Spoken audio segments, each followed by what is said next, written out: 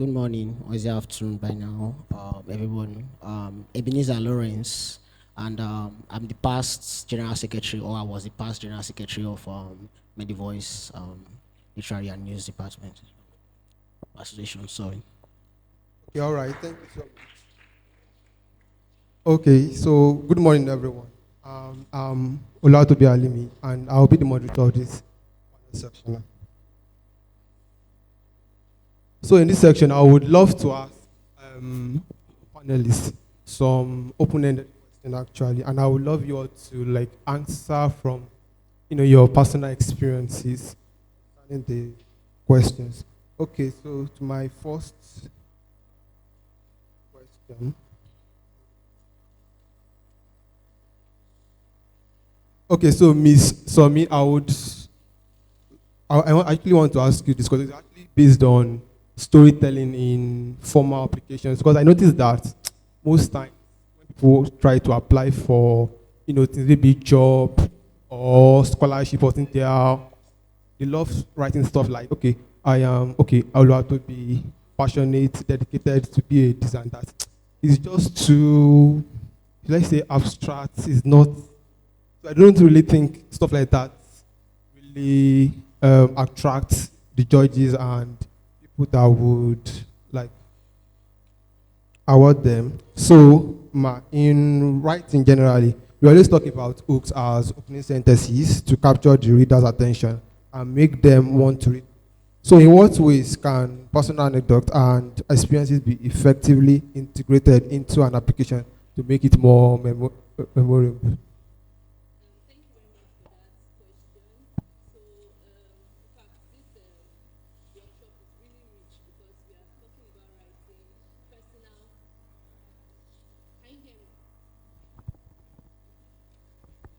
Okay, can you hear me now?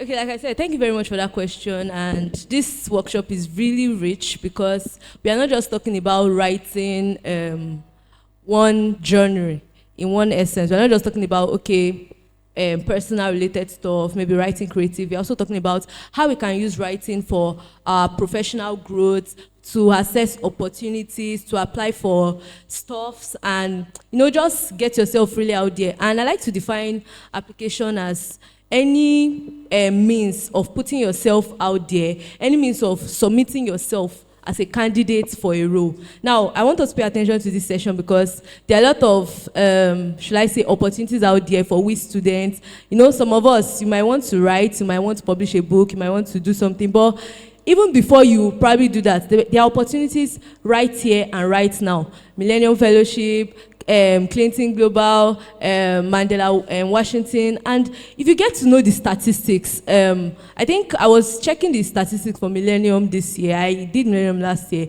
And I saw that 52,000 students from over 260 countries applied, and just 5% were picked. You can do the math. 5% is just like 2,600 people out of that. So when you put in those fellowship, I know it feels like, everybody should feel. But I was telling Amarachi one time that, do you think it's everybody that really feels application for Millennium that gets in? It looks common, but it's not as common as that. And what really makes people stand out is, how am I able to submit myself for this process? Application cuts across so many roles, applying for jobs, applying in freelancing, but here I'm here to talk to us as students. So you want to apply for the next big thing, you want to apply for the next opportunity. How do I go about it? So now, to answer the question, how do we make use of personal anecdote? How do we make use of, let's just say, personal experience? How can you use it to highlight yourself when you are making an application? I'll start by, first of all, be motivated about what you want to apply for. As I'm like this, I'm an health sciences student, I'm a medical student, but I know that if for any reason there's an opportunity in computer science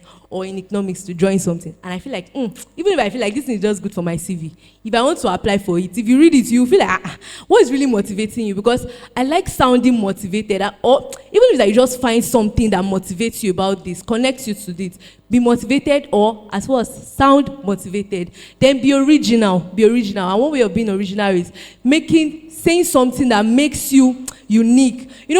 Recruiters read thousands of applications and they will read it, and your own is sounding like this person, it sounds like this person. What distinguishes you is how you can make it unique. And that's where we get to where storytelling. using storytelling. So storytelling is very, very effective, not just when you want to, you are not just in the literary space essentially, even for application. So utilize storytelling, highlight an experience, say something. Imagine an application. Okay, early this year, I'm rounding up now. Early this year, there was this competition we went for. It was on HPV prevention, vaccine uptake, and everything. So imagine everyone has probably the same idea. We want to do this, we want to do that. Then I imagine seeing this on my application. I'll say it's offered because although it was for a pitch, in the year 2020, my mom was diagnosed with cervical cancer. As I watched her suffer through this disease, two questions ran across my mind. First, I wondered how many more Nigerian girls will suffer the same fate due to a lack of understanding on the causes of cervical cancer. And secondly, what difference will it have made if I was appropriately involved and if I was actively involved in sharing the right information with my family? I'm going somewhere. So this was for an application. Every one of us, oh, we saw this, oh, we want to do this. But just imagine someone reading that and saying, you are going somewhere. I don't know if you are getting what I'm saying. So your personal experiences are so crucial. And knowing how to use storytelling to make you stand out. I'm not saying you have to say all the sub stories. I'm not saying you have to be so emotional. But using the right words, knowing how to connect that story. And another thing again, just to quickly highlight this as I round off. One thing is try to you can be using the same story for different applications, but you have to make sure that it connects. Like, okay, let me give a very good instance. This one I said was for was for a cervical cancer related stuff. Now imagine there is another opportunity and that one is on health equity. It might be the same experience, but rewrite it in another way. So I believe with all this, we should be able to implement storytelling, implement sharing experiences. It doesn't have to be your own. It can be yours, it can be someone else's, but don't just make it sound generic. And when you use this, your application will definitely stand out better. Thank you. Thank you so much, Miss Sonny. Okay, so guys, I would, from what he says, I think we all have to stop using, popular sentences like, I'm passionate, I'm dedicated to making profound positive changes in my society. Just tell your story. Let it connect with the judges. Do you get? Okay, so to you, Chief Lawrence, I would love to, ask you this. Please, when did you start writing in the university?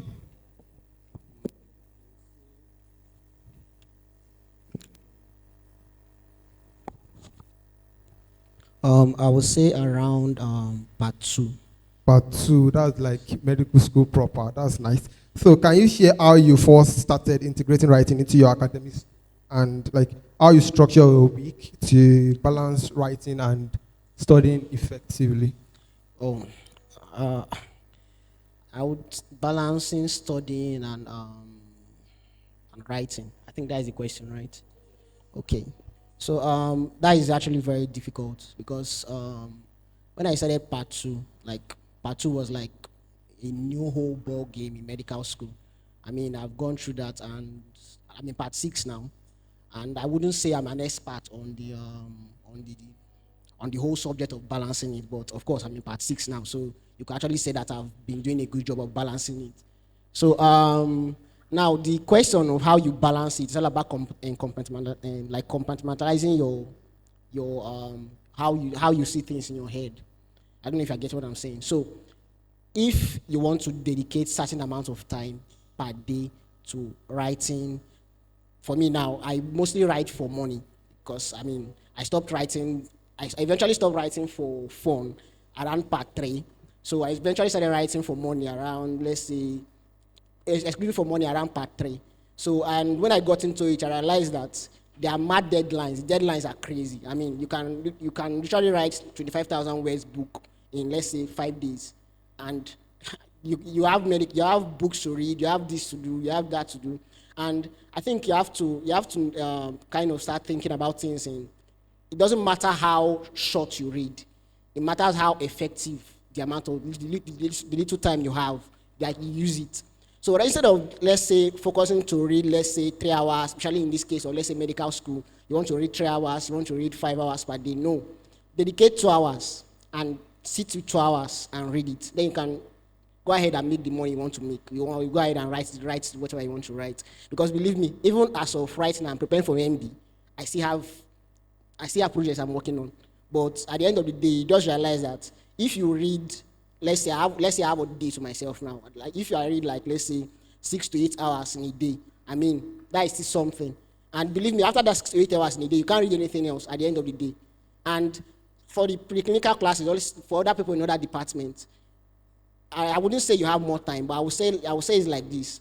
Just dedicate a few amount of hours per day to reading exclusively. Nothing comes between you and that day. Then use the rest of the hours to do whatever you want to do. That is just how it works. Of course, there are certain people that have this complication of trying to this switching. I think I had that difficulty initially switching between medical school mode and trying to make money. Well, eventually you have to find a way to work with it. Thank you very much. All right, thank you so much, Chief Lawrence. So from what he said you should try to make the short time for studying very effective. Okay, so now back to Ms. Somi. Aside stories, or when we can really share stories, what else can be used? Okay, thank you. I think it's also a very, very important question. Aside story, what else can I do? Do you always have to share a story? No, you don't always have to share a story. But you can implement storytelling in many ways. Like you are saying a story without saying a story. It's like that in poetry. Sometimes a poem is essentially saying a story, but it's not in a story format, right? So what are some other things you can do? I think one thing you can do is highlight a very strong vision, maybe a future-oriented vision. There's this very popular line that I want to believe we all know from Martin Luther King. I have a dream. Who knows I have a dream? I have a dream that one day my four children or 4 daughters will one day live in a country where they are not judged by the color of their skin, by the content of their character. That is powerful. That is really, really powerful. And it's an opening line that for hundreds of years now, this man is dead, but it lives beyond him. Imagine having that in one way. Of course, you won't say it's concerning racism. His dream was concerning racism. But what are you passionate about? What are you applying for? And how can you utilize that? How can you show them your vision and highlight that in your application? That you're not just doing this thing. Everyone might be doing this because we want to take a CV, we want to add this, we did this. But me, I'm very, very interested in this for this. So one thing you can use is a very strong future-oriented vision. Another thing you can do is statistics. So I remember when we went for a competition earlier this year, it was a pitching competition, and we already used storytelling, we caught everybody and everything. So the second part of it, I was personally pressured because I've used my best card. I've used, I know I can say stories that will grab you, like the one I mentioned. So, okay, what can I do now? What can we use? And this time it was just statistics, and it was still impactful. You can use maybe something you found out from somewhere around you. Maybe in this school, maybe in Moremi High School, or in this school, we found out that something percent of girls are not aware of this. They don't use sanitary pads. I'm just trying to paint examples of other things you can do. So I think statistics really work well. I don't know if there's any other thing that, but for now, I think those two are very, very, I think one more thing. Another thing you can do is try to smart your goals when you are writing. We know SMART goals now: specific, measurable, achievable, I think, then result-oriented, essentially, then time-bound, the old SMART goals. So there was this application I made earlier this year. It was like 5,000 words to highlight this, and they were saying 5,000 words for 500,000 naira, scam. But that was when I knew that 500 words was actually really small. We had a lot to write. We were cutting it down. Essentially, we could not even share any story there. But the only thing we could do was make it look like we knew what we were doing. So this is what we want to achieve. We're going to ensure that we're specific. We utilize this. Okay, this is how we are going to measure what we are going to do. You understand? I think Millennium does that. There's one question they will ask, and they will be like, okay, how will we be able to essentially do this? And I believe other fellowships too will do that. So I think one thing you can do when you cannot share a story, you have limited time. If you cannot share a powerful future-oriented vision, you can use a statistics, or you can just make it smart. Like, make sure anybody that is reading it can feel like this person is not, in quotes, confabulating. That's not the mental health meaning anyway. But this person is not just building castles in the air. The person knows what they are doing. I hope that answers the question. All right, thank you so much, Ms. Somi. So from what she said, aside stories, you can just, highlight strong vision, like future-oriented vision, or make use of statistics. So that's nice. Back to you, Chief Lawrence. Sir, can you share any rituals or practices that help you stay inspire you creatively? Creatively. Like, okay, well, like what source do you turn to when you're looking for fresh ideas or perspectives? Oh, if you're looking for fresh ideas or trying to stay inspired, like to be inspired, yeah. Basically, I read a lot. Like from my own experience, I read really a lot. I read everything. I read a lot of politics basically because I got involved with one writer that wanted politics and stuff. Then I read on novels. Basically, reading gives you a lot of ideas. Like you can basically never run out of ideas if you are open to reading anything, really, from history to anything at all. Like keep your eyes open. And also, one of the things that keeps you inspired also is trying your best as much as possible to take some time off. Like give yourself some time off. Music is there. I mean, listen to music, listen to anything that keeps you, how should I put it, happy at the end of the day. Because why, as much as possible, you can be quite inspired if you are sad. Being happy also makes you, also keeps you like inspired. So read as much as possible. Like I don't know how not many people have maybe reading culture. But me, I have this kind of culture where if I have a book I'm reading, I try as much as possible. If I wake up in the morning, I read like one page, at least. Then by the end of the week, you notice that you're still following the book, even if the book is as big as, let's say, The Miserables. You're still reading it at the end of the day. So that's my advice anyway. All right, thank you so much, Lawrence. So from what he said, to be a writer, you have to be what? A reader. So to Miss Somi, I will take you away from storytelling now. And okay, so actually, this question it really affects me too a lot. Like, how do you handle procrastinations with writing? Because sometimes, like, okay, I have something to write in the next. Okay, 2 weeks. That's like 14 days. Okay, less, and then less till when it's now like maybe 1 hour to the end of the application. So, how do you like handle procrastinations when it comes to writing? Okay. I don't know if someone you saw this meme. There's this meme I saw recently that resonated with me on procrastinating.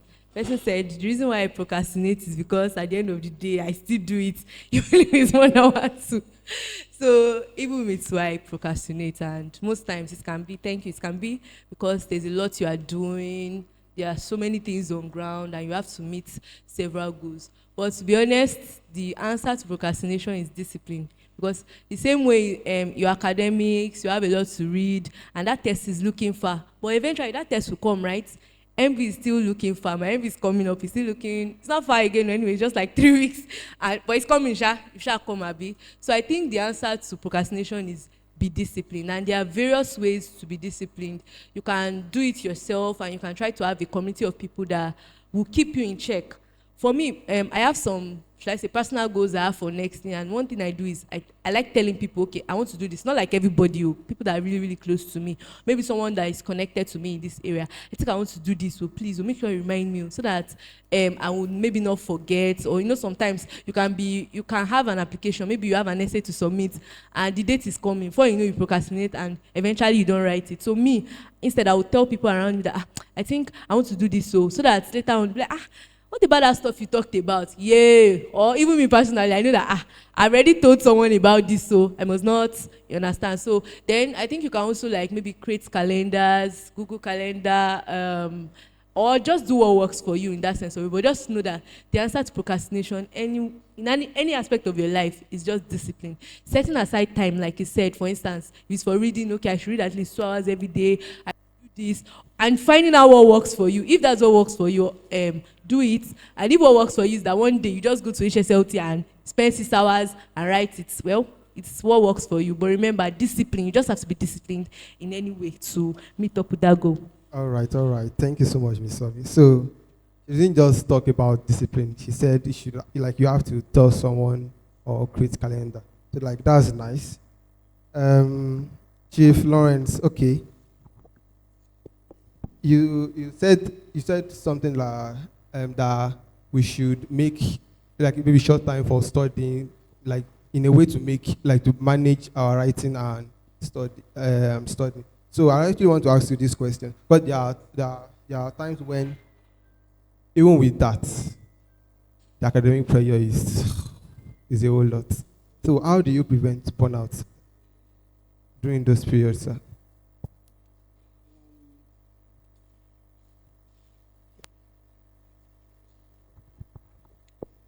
So burnout is something I'm quite familiar with because in medical school you are going to feel burnout in a lot of ways. Like there are times when you can't, like you just can't do anything. Like let's say for instance I finish writing a major project and then after even submitting the project, the client start giving you problems. I did this, I did that, I did this, I did that. By the time you are done, for the next say 2 days, you will not want to do anything because but the funny thing is that medical school does not wait for you, or school does not wait for you. There's always work, there's always something to be done. So, how do you prevent burnout? You give yourself rewards. After every little achievement you do, you give yourself a little reward. It's not, doesn't stop you to take time off as far as you know that when you come back, you are going to keep up the work. I don't know if you're getting what I'm saying. So let me take a page out of her book where she said something about what was the previous question again? Yeah, about procrastination. Like instead of doing one of the things that causes burnout is trying to do like a big project in one go. You procrastinate to the extent that okay, everything is now close by. That is actually really bad. That is you're just going to cause yourself to burn out. You do things like you do gradually. That's that when I was referring to the fact that okay, you read for 2 hours, even 1 hour. If you read 1 hour or you do something a little 1 hour, by the time it gets to maybe the deadline, you notice that you have actually covered a lot. And I actually tried that this part 6, and I noticed that rather than letting things pile up, I do everything gradually. So you notice that you are functional for most of the time rather than having periods of, let's say, you now go 2 weeks, 3 weeks where you don't even feel like doing anything because of you're just feeling tired, you're feeling burnt out and stuff like that. Like do things gradually. Instead of you not reading, let's say one material, going 3 weeks without reading one material, better for you to read one material or 5 slides per day, or you write 5,000 words or say 500 words in a 5,000 words article per day. I don't know if you get what I'm saying. Just take this gradually so that you're functional for most of the time. All right, thank you so much. So there is one point that you mentioned that I really wanted to, expand. So you talked about rewards actually. Can you like give us some instances where you've given yourself rewards? Do you buy yourself shawarma or like what exactly do you do? Go? My number one reward, I think everybody already knows that, is watching anime. So I watch anime a lot. So I watch anime a lot, but that is the funny thing is that I can actually be working while coherently at the same time watching anime. So it goes hand in hand. Maybe I'm just like, okay, I have 5,000 words to write, but I want to work throughout the day. At the same time, I don't want to have periods of when I will just take a break out that will just 1 hour break turns to 5 hours break. I don't know if you get what I'm saying. So I can just be watching it at the same time I'm working. Even right now, when I read, I don't know if you follow my part 4 days when I was trying to read at the same time. So I was reading at the same time, but my TV was on like all the time. And the volume was down, right? But I was watching Cartoon Network all throughout my time of my MD. And I read for, say, 8 hours, 10 hours at a stretch. So you can just follow that. Like you reward yourself just a little bit with your favorite stuff, and you make sure that it stays within the time limit that you want to allocate for it. So much. So back to you, Miss Somi. Actually, you're rounding up soon. So, like in the virtual section with Dr. Kamaka, I noticed that someone asked the question about not wanting to share their personal stories or experiences with judges and stuff like that. So, like, what advice do you give to applicants who are, hesitant to share personal stories or experiences in their application? Okay, thank you. So, I think the person I want to ask is, why don't you also share that story?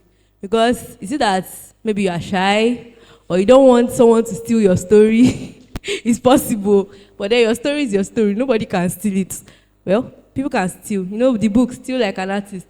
So, anything you put out there, just know that someone is going to steal it. But I think for me, one thing I do, I have one very big experience that I use sometimes in most of my applications. I'm just saying most of my applications. And I think one way I was able to navigate it is, okay, I don't want to say who this person that, I don't want to say who it happened to. Let's just say maybe it was a friend that, maybe your friend had an accident or something, or had an abortion. Let's just imagine it's abortion, something as terrible, safe as abortion, and your friend had an abortion. And maybe you now want to write a story in an application, and you feel that experience is something that you saw that motivates you. You don't have to say it's your friend. You can say maybe you can use an alias, or you saw something somewhere. If it's even your family member, you can just say maybe a first degree or a second degree family member. You are not exactly saying who that person is or what that person is to you. You are not exactly explaining that, oh, it was my mother, or oh, it was my elder sister. You are saying, okay, maybe this person is was a relative or someone else's family. And most times you don't need to even use that experience. That's another thing. The beauty about experiences is it's not about the story you tell sometimes. It's how you're able to bring out something from it. And if you can do that, then maybe you might not need to share that experience. An example is what I gave the other time when I was saying, okay, in the year 2020, my mom was diagnosed with cervical cancer. I don't know if that story is true or false anyway. As I watched her suffer through that disease, two questions came across my mind. First, I was wondering how many more Nigerian girls you see, what I'm trying to say is that it was not even the story. It was how I was able to tie that story home. So if you don't want to share your personal experience, you have to first know, okay, what's my reason? Is it that maybe I don't want someone to steal it? Because that might be at the first thing you are thinking about. You might be thinking, okay, I don't want to reveal the identity of the person. I don't want someone to read and be like, oh, this is the person. You understand? But there are ways you can always navigate it and still tell that story, share their experience. But if you don't want to, look for other experiences that can still resonate. All right, thank you so much. Thank you so much, Miss Somi. So from what she said there, when you are trying to change your story, you are not actually lying. It's creativity. And when you are stealing like an artist, you are not stealing. You are being creative. So thank you so much, Miss Somi. Chief Lawrence, what advice would you give to new writers who may feel, unsure or intimidated about starting their journey? The truth is that starting anything, especially starting writing, you're always going to feel intimidated. From my experience, I remember the first write-up I did for a client like that. I think the write-up was about 1,005 words or so. And the client sent me a 1,000 words review of the rubbish I wrote. It was really bad. I think I was depressed for the next 2 days. And then later I now heard from the client that he's still waiting to hear from me on the review. So I'm not okay. I went back to the review. I practically memorized everything on that review. And then I think up till now, I still subconsciously apply everything I write in the review. But you see, the truth is that you will never be ready. You will never be perfectly ready if you want to wait for, you want to learn enough, you want to do. The best way to start is to start at any time. You can start now. You can start at any time. Basically, the best time to start is now. And you will always feel overwhelmed. But the truth is that at the end of the day, it's what you envision for yourself that you can achieve. It's not how difficult the journey is at the end of the day. It's basically how you can think that you can do it. If you can think you can do it, then you can definitely do it. I don't know if you understand what I'm saying. I've taken up jobs that I have virtually no experience for. There's something called cooking. You cook your application in such a way that the person thinks you are an expert. Especially like this project I work on hydroponic farming. I've never heard of hydroponic farming in my life before. And I saw the job and I just applied for it. I even told the woman that my mom is a hydroponic farmer at the end of the day. And I've never even applied anything. And the woman interviewed me. I think I took let's say 2 hours to read on the stuff. And I took the interview with the woman. And the woman was really impressed. And the woman was like, okay. And we went on to work on the project. The project took 6 months and all that. But at the end of the day, the woman was really impressed. And since then, that woman had recommended me to about 6 more people after that. And believe me, I had no idea what hydroponic farming was. That was my... And since then, I've written about, let's say, about four more books on farming alone. I don't know if I get what I'm saying. And since then, I become a farmer in a way. So, what the idea is just, there's no project that is too much for you as far as you're willing to put in the work. The internet is there. There's nothing the internet cannot do. If the internet is there, then you can learn. It's as simple as that. That doesn't stop you from learning. So that's what I have to say. All right, thank you so much. So we can see how our writer and medical student became a farmer. That's creativity at the end of the day. So, sorry, do we have any question from the audience? One, just one. Okay. Sorry. My question is concerning the reading habits. People like me, I don't really read. I can count the number of books I've actually read throughout my lifetime and all those. So I'm thinking, how do I, although I like writing, I feel like I like writing, but I don't actually read. So how do I imbibe this culture of always reading?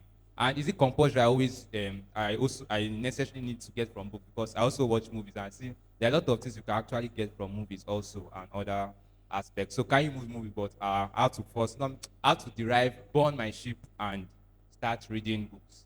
Yeah, that's my question.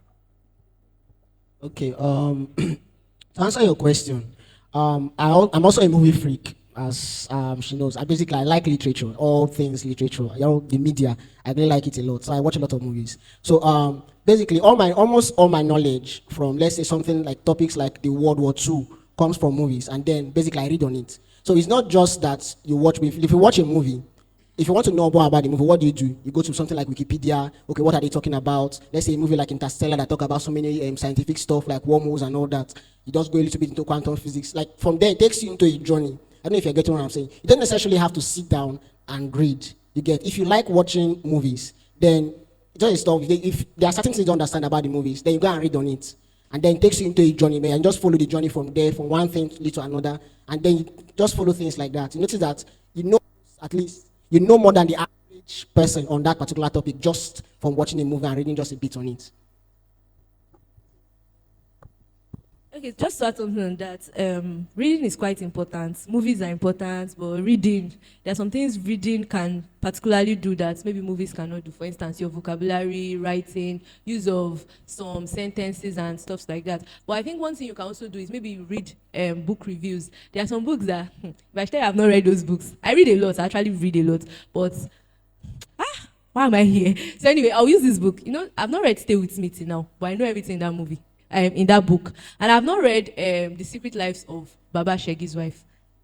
But I know everything in that book, from the place of getting to, interacting with people, reading reviews about this. I just don't have the opportunity. I read a lot, but those two books particularly, I have not read them. I know they are popular, but I know what is in those books. So I think you can highlight reviews, try to read more about reviews. Then there's something else I wanted to say about this. I'm not remembering right now, but I think reviews would actually help. Reviews will help. If I remember it, I would let you know what you can do.